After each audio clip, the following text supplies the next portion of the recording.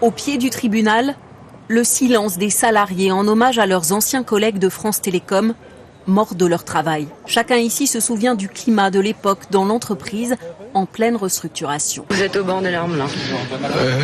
Oui, parce que c'est choquant. Incapable d'enrayer l'hécatombe qui touche ses salariés, la direction de l'époque se perd dans une communication hasardeuse. Il faut marquer un point d'arrêt à cette mode du suicide qui évidemment choque tout le monde. La mode du suicide. 24 suicides en 2 ans dans les entreprises France Télécom. Le PDG d'Orange arrive sous les sifflets de son personnel, excédé par les suicides qui se multiplient dans l'entreprise. Quelle réponse apportez-vous aux salariés de France Télécom ce matin ?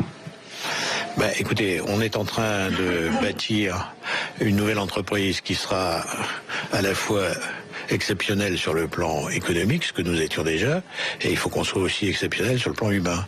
Et donc en conjuguant les deux, on sera une espèce de prototype de la nouvelle entreprise de l'année prochaine. Marc, ça fait 30 ans que vous êtes salarié de France Télécom. Vous venez de rencontrer Monsieur Lombard, vous lui avez exposé un certain nombre de soucis. Oui. C'est quoi ces soucis ? Les soucis, c'est que les propositions au niveau des emplois, quand on perd un emploi au niveau des professionnels, donc après il n'y avait pas trop de solutions, donc la solution c'était d'aller au 10-14 au téléphone. Donc ça fait 2 ans que je suis dans ce métier. Vous êtes au bord des larmes là.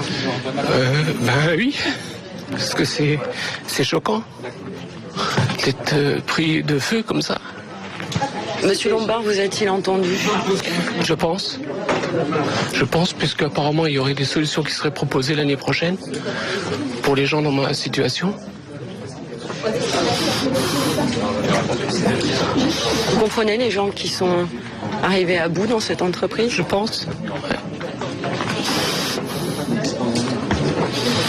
C'est malheureux d'être comme ça maintenant, quoi. Merci beaucoup. Merci donc pour ce moment en direct depuis donc cette agence, et depuis On voit Didier France Lombard en Télécom, direct. Voilà, qui est derrière Céline Corat. Voilà, où on est en direct et où effectivement on a pu capter un peu cette émotion. La série noire des suicides se poursuit à France Télécom. La série noire continue à France Télécom. Nouveau suicide à France Télécom, celui d'un ingénieur du centre de recherche de Lannion. Trouvé, pendu à son domicile. Ce suicide est le 25e en presque 2 ans. Il faut que nous accélérions l'ensemble des mesures que nous prenons pour sortir de cette spirale infernale, parce qu'il faut absolument arrêter cette vague de suicides qui est en train de frapper l'entreprise. Début 2010, Didier Lombard quitte son poste et la justice intervient. Une enquête sur les suicides a été ouverte aujourd'hui par le parquet de Paris pour harcèlement moral. Au cœur du procès qui débute cet après-midi, le cas de 39 salariés. Entre 2005 et 2006, 19 d'entre eux se sont donné la mort, 12 ont tenté de se suicider et 8 ont souffert de dépression et mis en arrêt de travail.